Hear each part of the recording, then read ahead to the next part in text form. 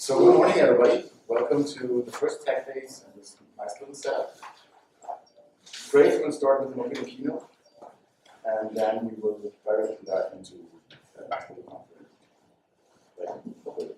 Okay, well, indeed, thank you. Thank you for attending the first Tech Days. To me, this is very reminiscent of the first Mifos Community Summit, which was held just 3.5 years ago, in November 2012. And it's amazing how much we've accomplished in those 3.5 years. The summit was held at the Radiant Resort and Wellness Club. And you can't make this stuff up.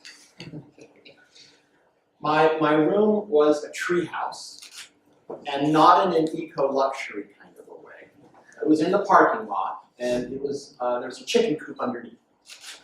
And the first order of business was keeping the monkeys from eating your lunch. The waiters had to carry air guns to scare the monkeys off, and they weren't always successful. So we have a few survivors of that conference here today. Ashok, you were at the Radiant Wellness Club, were you? For the first conference? Yeah. Yeah. And Saunders, you came, right? No. I heard all the bad stories. So we have 3 survivors, Ed, Craig, and Ashok. That conference was the first of 5 fundamental transitions that the Mifos has gone through in just 4 years.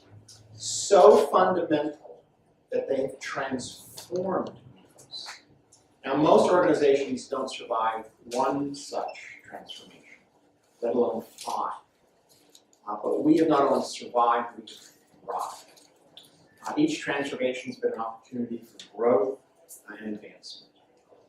Now, I believe very strongly that we're here at another such moment, a moment of transformation. And it may be our most important and our most impactful. And I also believe that you can't really understand where you're going unless you understand where you're coming. We have a lot of new participants in the room. So what I'd like to do is take us through those 5 transformations so you can see where we've come from to better understand why we're here for these 2 days. So here are the facts. It's March 9th. We're in Amsterdam. There's 25 people in the room. What's the context? The first transformation was from the Grameen Foundation, an NGO, to an independent software project. I cannot emphasize how important is this transformation. It's fundamental to our culture and the foundation of our success, that we are a software project and not an NGO. Now, Javier and I recently toured South America, 4 countries, visiting 12 Apex organizations. And I presented to them and introduced to them for the first time the Mifos mission. I'd like to show you the actual slides and give you the actual words I used. Actually, Javier used, because he did it all in Spanish, just 2 weeks ago in South America.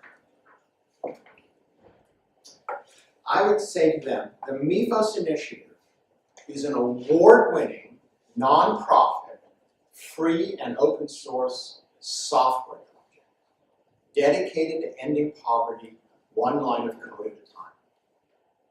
Now, often when I meet with Apex organizations such as yourselves, you focus on the word free. I understand it.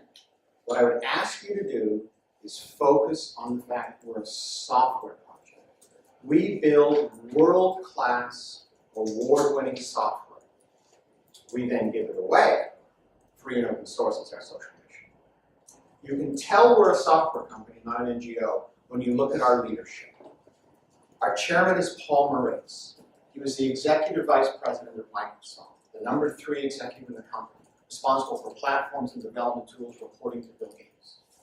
Then he was the CEO of VMware, one of the most important cloud computing companies. And then CEO of Pivotal, a leader in big data analytics and platforms as a service. I myself am a software executive, not an NGO executive. I was brought on board to launch Generation 2 and now Generation 3. And we have Marcus Geis, a brilliant architect who serves as our CTO. You can see this is not the leadership of an NGO, it's the leadership of a software project. And we have a global community of software developers, solution partners, and business leaders who participate with us in the project. Between our global community and our software leadership, we are the world leaders in technology for financial inclusion. Now, when I say that, when I was saying that just 2 weeks ago, the length and breadth of South America, I can't tell you how that changes the tone and the tenor of the presentation. They realize that we're not here to pontificate, to give them meaningless advice, but we're here to talk about serious technology that can have an impact on their business. It's an important transformation, and that's how we continue to differentiate ourselves as an organization. The second transition began, really transformation began, as we succeeded in leaving the Grameen Foundation and becoming our own independent software project. This transition took an act of courage and conviction by two people. The first was Ed Cable, who believed in the power and the potential of a community of software developers working around a common project to a common goal. And Paul Moritz, who believed and had experience in the power of an open source platform to transform markets. And this transition is the transition from Mifos 2 to Mifos X. Count yourself among the blessed if you never had to use Mifos 2. Although we actually have a colleague right here who's begun his project on Mifos 2, but he's here to discover how to move on to Mifos X. Although it was successful in its own right, it's the basis for our success today. We actually, as we became an independent software project, abandoned the code base and began to build Mifos X. But let me put that into context for you as I do in the field.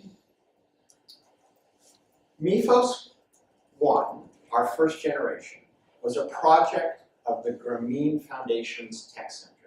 The Grameen Foundation is an NGO headquartered in Washington, D.C., focused on microfinance. It was a project to build a solution for Grameen joint liability style lending, the village circles, invented by Muhammad Yunus, for which he won the Nobel Peace Prize. And Muhammad Yunus was a member of the board of directors of the Grameen Foundation and its chairman emeritus. The project was very successful. It was deployed at MFIs in India. The very first MFI to deploy our software, Grameen Kuta, used it to grow from 25,000 borrowers to 1 million borrowers. With that success, we left the Grameen Foundation, became an independent software project, and started to build Mifos X. Mifos X, our Generation 2 software, is a complete core banking system for small and independent institutions, small and medium-sized institutions. It covers multiple lending methodologies, savings methodologies, business management, client management, flexible deployment. It's used in head offices, branch offices, and field operations all around the world. So that was another transformation. From no code and no partners, the community has grown to over 50 partners all around the world using Mifos X to build successful businesses that are now growing at an accelerating rate. So Ed Cable and Paul Moritz were right. It was the right transformation to go through. The third transformation that we've navigated is the change occurring all around us in the world. The world hasn't stood still, and our technology decisions aren't made in a vacuum, but rather in response to these real-world changes. These externally driven transitions are often the hardest to manage. The organization has to have the understanding to appreciate what's happening and the flexibility to change, which we've successfully done. The transition that we've seen, that the world is going through, is from a reliance exclusively on microcredit, or microfinance as it was called at the time, to understanding that you need to provide savings to help people smooth through income flows. To understanding that if all you have is credit and savings, you have isolated silos, and that the poor need access to digital mobile payment systems. So it's a transition from pure microcredit to full financial inclusion. Bill Gates recently gave an interview in India, which is quite fascinating. He goes through these 3 transitions. I don't know about you, but I hate it when Bill Gates steals my material. But actually, we work very closely and follow the thought leadership of the Gates Foundation. James Daly, a member of our board of directors, works on the financial inclusion project of the Gates Foundation. He's going to give you some really interesting insights into what's happening out there in the world this afternoon. Let me show you how I discuss this when I'm out of the field. We all know financial inclusion works. That's why we're here and we do what we do. But there's still 2 billion people excluded from participation in the financial system. And if the current methods aren't keeping up, the access is too hard, the costs are too high, the innovation is too slow. And if we're ever going to reach these people in any meaningful time frame, we have to change the way we operate. And what does that change look like? This picture tells us everything we do. When everybody has a phone and money is digital, every phone is a bank. Every person is accessible at low cost. And every conceivable financial service is simply an app. The future of financial inclusion is the fast, low-cost, mobile delivery of digital financial services. And we call that financial inclusion 2.0. We're a tech company. We have to call it 2.0. So, you may think that's a platitude. You may think that's just high-level language. What actually happens when you say that to people in the field? Well, Javier can attest to this. Javier and I were in Ecuador. We were visiting with a co-op, presenting to the CEO of the co-op, who was influential in the co-op association, and his European investor. We gave this presentation, and he said, you have to see our bank. We're an association of over 100 cooperatives, and we cooperatively own a bank that's a licensed bank, and they have to see this presentation and hear what you have to say. He said, well, that's nice. I'm sure we're coming back to that before, but we're leaving in a day and a half. And the CEO of the co-op said, no, you have to see them today. So he gets on the phone and he books an appointment. We go over and we see the manager of business development.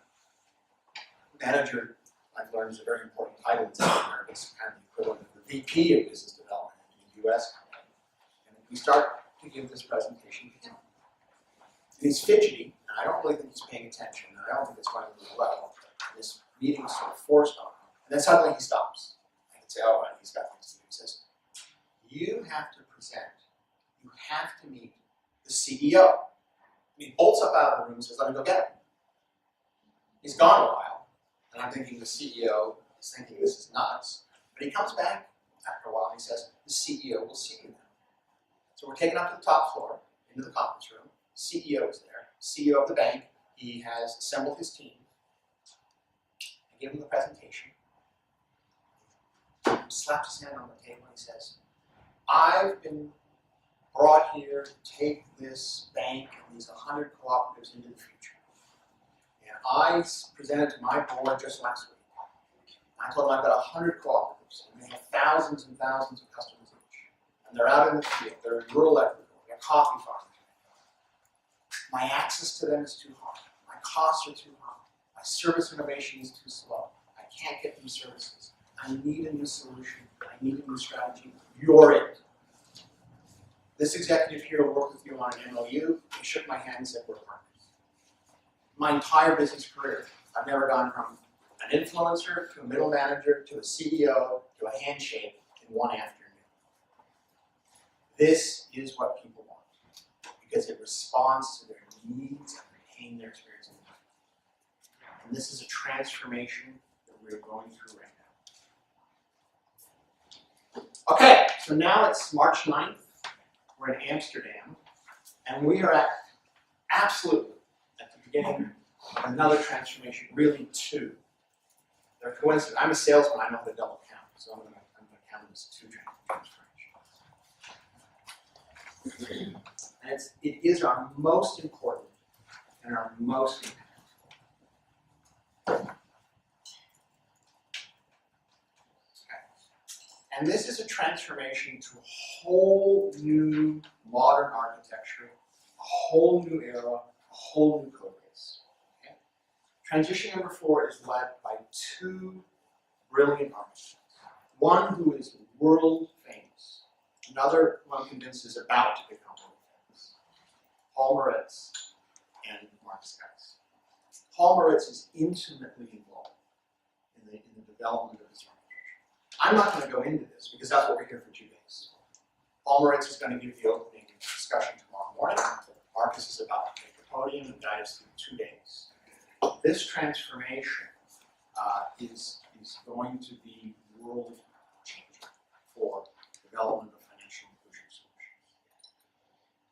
The second transition going on coincident with this, our 5th transition, is the transition to the Apache Software Foundation.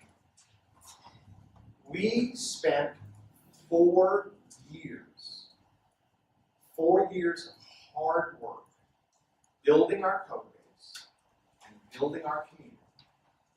But we just voted unanimously to turn over the ownership of the code base and the control of the project to the Apache Software Foundation. And we've signed the agreement. We've turned over the ownership. And not just of the future framework that Marcus is building, but also of the Mifos X code base. Why would we give up the ownership and control of something that we've spent so long and so hard building? Because we absolutely have the vision and the confidence that the way to build and strengthen the developer community is to join the Apache Software Foundation. Why do we do this? Because when you're a solution partner, a software developer, or a financial institution, and we can tell you that the software architecture and the code base you're building your business upon is an Apache project, then you can have the confidence in the openness, the collaboration, and the fairness of the Apache governance model. And it's not dependent on any one organization or any special interest. For that reason, we voted unanimously to turn the ownership and control over the Apache Software Foundation. And what you may not know is that in the Apache Software Foundation, only individuals participate and only software developers participate. There's no corporate participation. Mifos is not a member. Conflux is not a member. Sony is not a member. Only individuals are. And they make individual contributions, individual decisions about the code base, independent of any corporate politics or any special interest. And there's a range of participation you can have. You can be a contributor and contribute code to the project. Completely voluntary. If you create a reputation for yourself as a contributor, you can become and be granted commit status. And you at that point can commit to the code base. You don't need to ask anybody's permission. If you express leadership in the community through your commits, you can become a member of the project management committee. This is the committee that actually governs the project on a day-to-day, week-to-week basis. It is also the committee that votes on releases. And if you really want to stick your head all the way in, you can become the chair. But this is all individual developers, all who have a commitment to the code base. And it's not driven by the Mifos initiative, or Conflux, or Mifos, or any organization that comes along. And that's why you as a developer can have confidence in the fairness of the governance of the project and its long-term stability. I want to assure you that the Mifos organization itself is not going away or giving up its social mission. What we're going to have in the world of Apache is a community of communities. I single out our 2 largest partners. We have many, many current partners, but Conflux has many customers, that's their community. And Sony has many customers, that's their community. Mifos.org has hundreds of small institutions and solution partners that will continue to serve. That's our community. And many, many other communities will come on board. In the Apache project, you have a community of developers and a community of businesses built around that development, all contributing towards the same common goal. We think this is one of the most important 5 transformations we've gone through. It's a transformation where we give up ownership and control and give it to the developer. So I only ask 2 commitments. If you participate with us in transition 4 to the new architecture and 5 to Apache, you absolutely give your best effort. Because the genius of the Apache system is your self-interest benefits the community. And the second commitment I ask you to make is not forget who we're doing this for, the unbanked. So thank you very much. I hope the context helps. Let's get on with the